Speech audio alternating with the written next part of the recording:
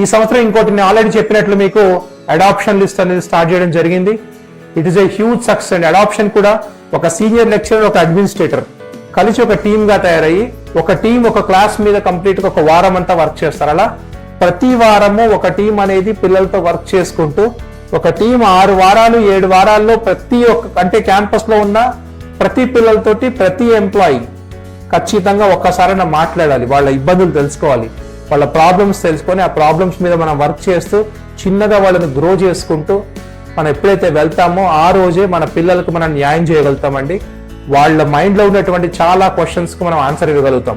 కాబట్టి పేరెంట్స్ అందరికీ కూడా నేను చెప్పేది ఏంటంటే ఎటువంటి సెకండ్ థాట్ ఉన్నా సరే మీరు రండి, గోశాలకు రండి.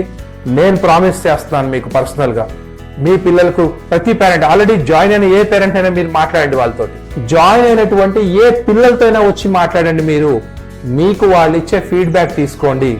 మీకే అంటే నేను చెప్పినట్లు సెషన్స్ జరుగుతున్నారా అంటే ఫిజిక్స్ కెమిస్ట్రీకి స్పెషల్ సెషన్స్ జరుగుతున్నాయా లేదా, వర్కింగ్ సెషన్స్ 2:1 స్టడీ అవర్ జరుగుతుందా లేదా, అడాప్షన్ ప్రోగ్రామ్ జరుగుతుందా లేదా, స్పెషల్ వర్క్ షీట్స్ ఇస్తున్నారా లేదా, స్మాల్ బ్యాచెస్ లో ఉంచుతున్నారా లేదా, మీ అడ్మినిస్ట్రేటర్లు అందరూ డే బై డే మీతో మాట్లాడుతున్నారా, మీ వర్క్ అనేది రోజు మానిటర్ చేస్తున్నారా, మీ వర్క్ రిపోర్ట్స్ గురించి మీతో మాట్లాడుతున్నారా, ప్రతిదీ అంటే జేఈ లెవెల్ ఆఫ్ క్వశ్చన్స్ మీతో ప్రాక్టీస్ చేస్తున్నారా, ఇవన్నీ కూడా మీరు దయచేసి పిల్లల్ని అడగండి.